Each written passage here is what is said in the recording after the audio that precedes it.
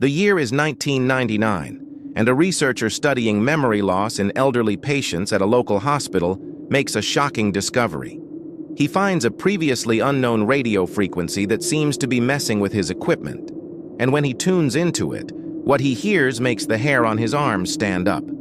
It's a beautiful melody that seems almost alien-like in its composition. At first, the researcher thinks it might be some kind of new form of Russian music, but that doesn't seem likely given how remote the hospital is from any major population centers. Whatever it is, the song is driving him crazy. It plays constantly, and no matter how much white noise or static he tries to superimpose over it, it just won't go away. Then, he has a brainwave. He decides to put headphones on his patients and play them the frequency in hopes of drowning it out. But instead of finding relief, the opposite happens. The more they listen to it, the more their brains start to short-circuit.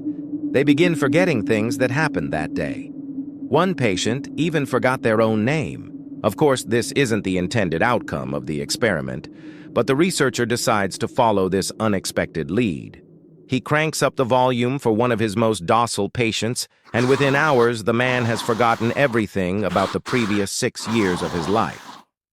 This includes his wife, children, and even his pet dog. While this is obviously horrifying, the researcher sees it as a once-in-a-lifetime opportunity to study memory.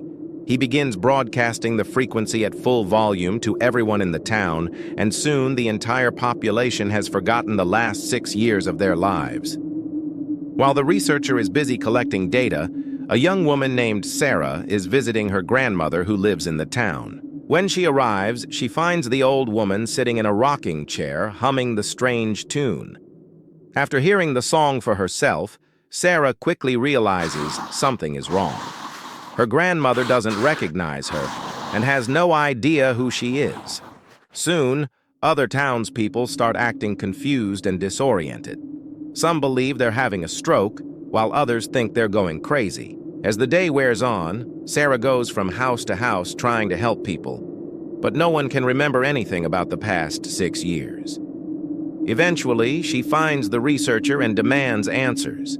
He explains what he's doing and that it will only be temporary.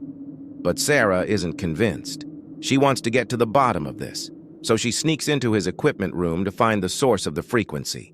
She finds a hidden radio transmitter that's broadcasting on a frequency nobody can hear except those with special equipment. As she investigates further, she discovers a secret message written on one of the machines. It says the facility was shut down by order of the president after a level 4 incident. Whatever that means, she assumes it has something to do with the strange radio frequency. And just then, the lights flicker and die.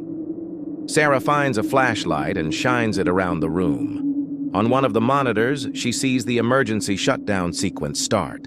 And just as the oxygen backup generators kick in, the door to the room flies open and the researcher steps inside. He explains that the facility is going into emergency lockdown and they have to leave right now. Sarah tells him she wants answers, but he cuts her off and says he'll explain later. He grabs her hand and pulls her towards the exit as alarms blare throughout the facility. As they run through the dark corridors, Sarah slips and falls. The researcher helps her up and dusts her off, but neither of them notice the strange symbol carved into the wall behind them. They finally reach the exit and collapse onto the grass outside, gasping for breath. As they lay there catching their breath, Sarah asks the researcher what's happening to everyone in town. He looks at her sadly and says they've lost their memories. He also admits that he didn't discover the frequency by accident. Someone sent it to him in the mail along with instructions on how to use it. But before Sarah can question him further, the researcher's face contorts in pain, and he collapses next to her. As the camera pans away, we see the strange symbol carved into the side of the building in the distance. It's the same one that was on the wall in the facility.